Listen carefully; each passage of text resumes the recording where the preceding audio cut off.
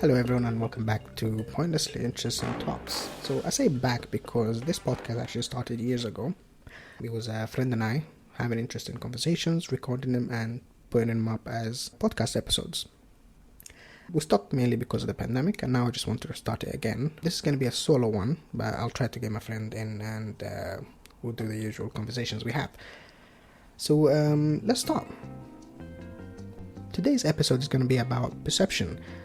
So if you think about it, our individual human experience is kind of lonely. All our thoughts and everything that we perceive from the outside world is processed in our minds. There's even a theory that everything outside of ourselves is an illusion or some kind of simulation. While that is a far-fetched idea, it does open up an interesting avenue for thought. Let's first talk about how we perceive objects through vision. So the way we see things is light hits an object, the light reflects back from that object into our eyes, and now we can see the object. Now let's dive a little deeper and talk about color. So some of you might know that white light is a mixture of all the lights in the visible spectrum or rainbow colors. Each color has an individual wavelength, and when you mix them all together, white light appears. When this white light hits an object, that object absorbs most of the light and then emits or reflects, a certain wavelength. And that wavelength goes through our eyes, is processed by our brains as a certain object or a certain color. So let's say, for example, we're looking at a red apple. Light will hit that red apple. The apple will absorb most of the colors except the wavelength for red. That will reflect back to us, and that's how we perceive that the apple is red.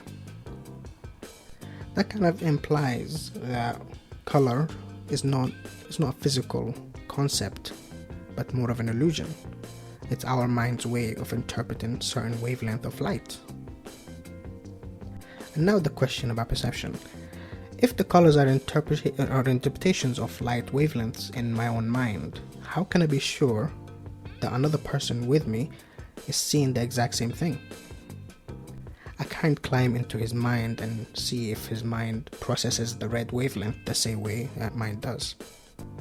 Now let's talk about why that isn't actually a problem.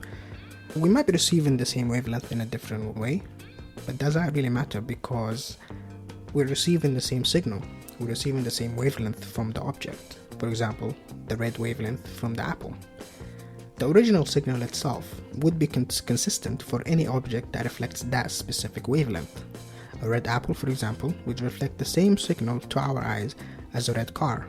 Obviously, we can talk about shades of red and shades of other colors, but it would be consistent in terms of the same shade in different objects would reflect the same wavelength, so we will receive the same signal. So we'll always see the same thing when we're looking at an object, and we're already referring to it with the same name.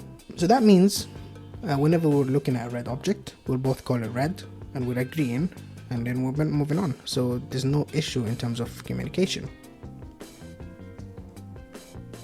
The reason this is an interesting concept is that it might imply, or it does imply, that we might be having this completely different experience of life from another person. We can never know how they experience life in their minds. Well, a weird thing as well about color is that if color is not a physical concept but the brain interpreting a certain wavelength, how can we explain color to someone who's never seen color? Think about it.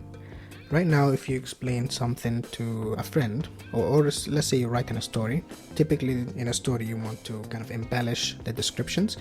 So let's say you say something is blue as the sky, or green as grass, or orange as, well, an orange. We're using certain objects that both me as the author and the reader know. So we both know what grass is and what color it has. We know what the sky looks like and what color it has. So when I use it to describe a color in writing, they understand what color I'm referring to. And obviously I said blue as a sky, so they already know I'm talking about blue. But they have a certain idea of what kind of blue, I guess. So we've seen this before, we agreed, and now we're using them to explain. But what about someone who's never perceived color before? Someone who's never seen these objects before? it's kind of hard to explain it to them. Basically impossible, actually.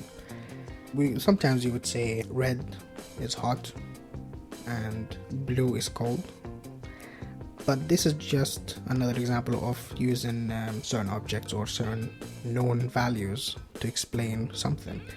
It's because we've seen fire, we know it's red, we use it for that example.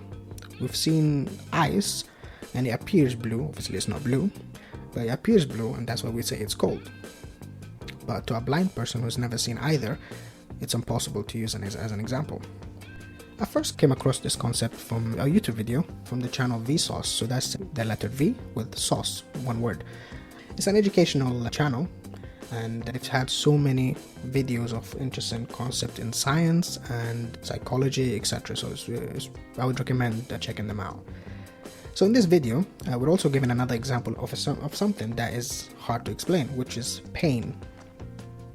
Let's say, for example, I broke my knee right now. How would I explain that pain to another person who had never broken their knee before? I would say something like, this is 1,000 times worse than breaking your ankle.